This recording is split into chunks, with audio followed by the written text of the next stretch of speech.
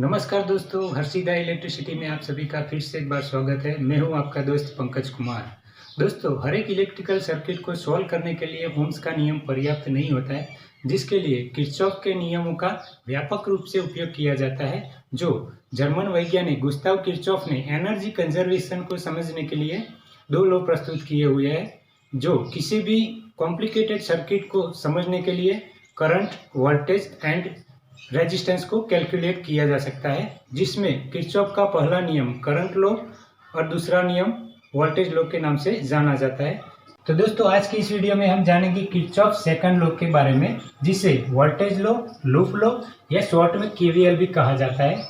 तो सबसे पहले हम केवीएल की डेफिनेशन को समझेंगे। तो Kirchhoff's voltage law states that the algebraic sum of all the potential difference around the loop must be equal to 0, यानी कि किसी भी बंद परिपथ के चारों ओर के सभी वोल्टेज का बीजगणितीय योग 0 होता है, यानी कि summation of V is equal to 0 अथवा summation of delta V is equal to 0 भी कहा जाता है।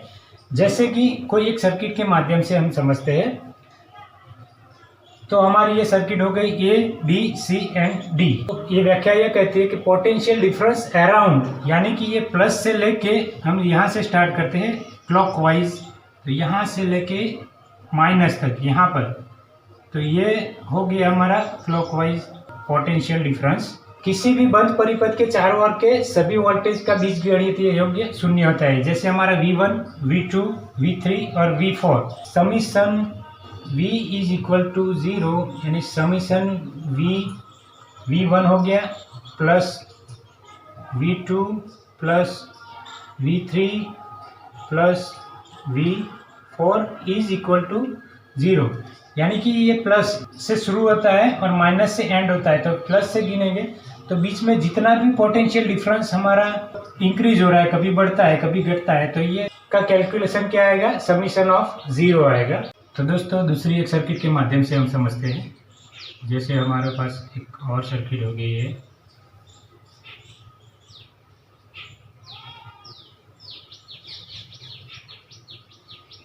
Plus minus 10 volt. यहाँ पे रजिस्टर लगा दिए 2 ओम्स, यहाँ पे भी 2 ओम्स और यहाँ पे भी 1 ओम्स। ओम्स लॉ के अनुसार हम देखते हैं तो V is equal to I into R। तो हमारे पास ऑलरेडी वोल्टेज है, रेजिस्टेंस है, तो क्या नहीं है, तो करंट नहीं है।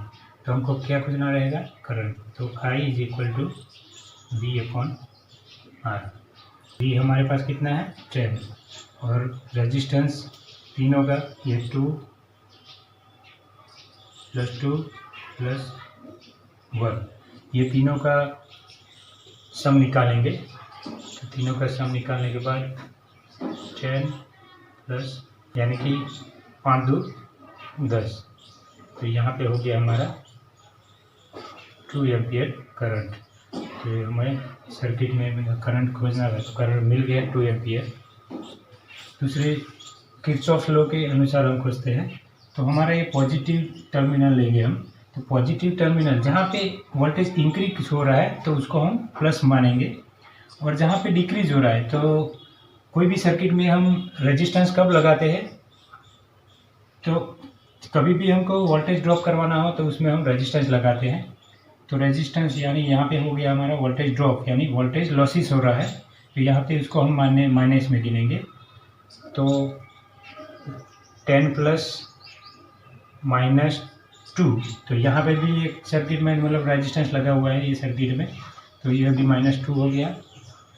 ये भी सर्किट में 1 ओम लगा हुआ है रेजिस्टेंस, तो 1, यानी कि I is equal to 10 minus 5 is equal to I का फॉर्मूला क्या है, तो V इज अपॉन R, तो 10 भागा 5 बराबर 2 एम्पियर। तो किरचॉफ लॉ के अनुसार भी हमारा मिल गया 2 एम्पियर। तो दोस्तों, उम्मीद करता हूँ कि वीडियो आपको पसंद आई होगी। अगर वीडियो पसंद आई है तो लाइक करें, चैनल को सब्सक्राइब करें और बेल आइकन पर क्लिक करें ताकि हमारी अगली वीडियो की नोटिफिकेशन आपको मिलती रहे। जय हिंद।